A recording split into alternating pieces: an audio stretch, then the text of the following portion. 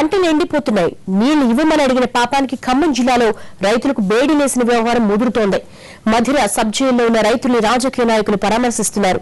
నిరాహార దీక్షలు చేస్తున్న వారికి సంఘీభావం తెలుపుతున్నారు. మరోవైపు పోలీసుల ఓవర్ యాక్షన్ ప్రభుత్వం మీద ఎక్కడ వ్యతిరేక ప్రభావం చూపుతుందోనని ఆందోళన పడుతున్నారు టీఆర్ఎస్ నాయకులు.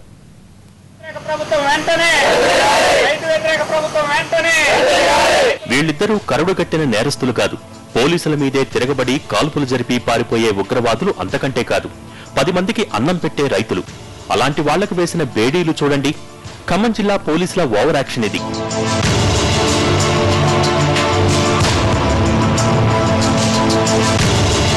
పంటలు ఎండిపోతున్నాయి, నీళ్లివ్వమని ఇరిగేషన్ అధికారులను గట్టిగా అడగటమే వీళ్లు చేసిన నేరం.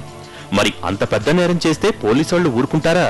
అందుకే నాన్ బెయిలబుల్ కేసులు పెట్టి 4 రోజుల క్రితం జైల్లో వేశారు.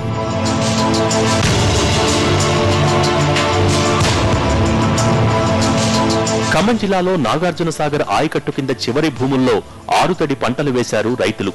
ఇప్పుడు అవన్నీ పొట్ట దశలో ఉన్నాయి. ఓ 2 తడులకు నీళ్లిస్తే ఈ ఏడాదికి గట్టెక్కేస్తారు రైతులు. కానీ బోనకల్ మేజర్ నుంచి నీళ్లు వదలటం లేదు ఇరిగేషన్ అధికారులు. పంట ఎండుతోంది. కరుణించమని వేడుకున్నా అధికారులు పట్టించుకోకపోవడంతో కాలువ గేట్లు ఎత్తేశారు రైతులు. ఇరిగేషన్ అధికారులు పోలీసులకు ఫిర్యాదు చేయటం, వాళ్లు వచ్చి బేడీలు వేసి రైతుల్ని తీసుకెళ్లటం జరిగిపోయాయి. 4 రోజుల నుంచి రైతులు జైల్లోనే ఉన్నారు. వారికి మద్దతుగా బయట కూడా ఆందోళనలు మొదలయ్యాయి.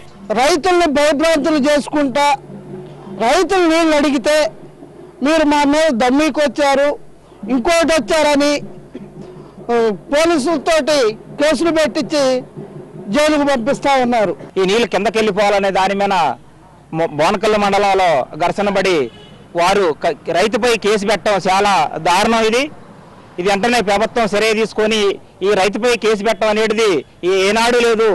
మధిర సబ్ జైల్లో ఉన్న రైతులను కాంగ్రెస్ కిసాన్ సెల్ నేత కోదండరెడ్డి పరామర్శించారు. అనంతరం బోనకల్లో నిరాహార దీక్ష చేస్తున్న వారి దగ్గరకొచ్చి మద్దతు తెలిపారు.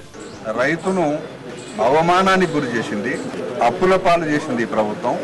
చేతికొచ్చిన పంట పొలానికి ఒక్క తడి నీళ్లు ఇవ్వమని అడిగే హక్కు రైతుకున్నది.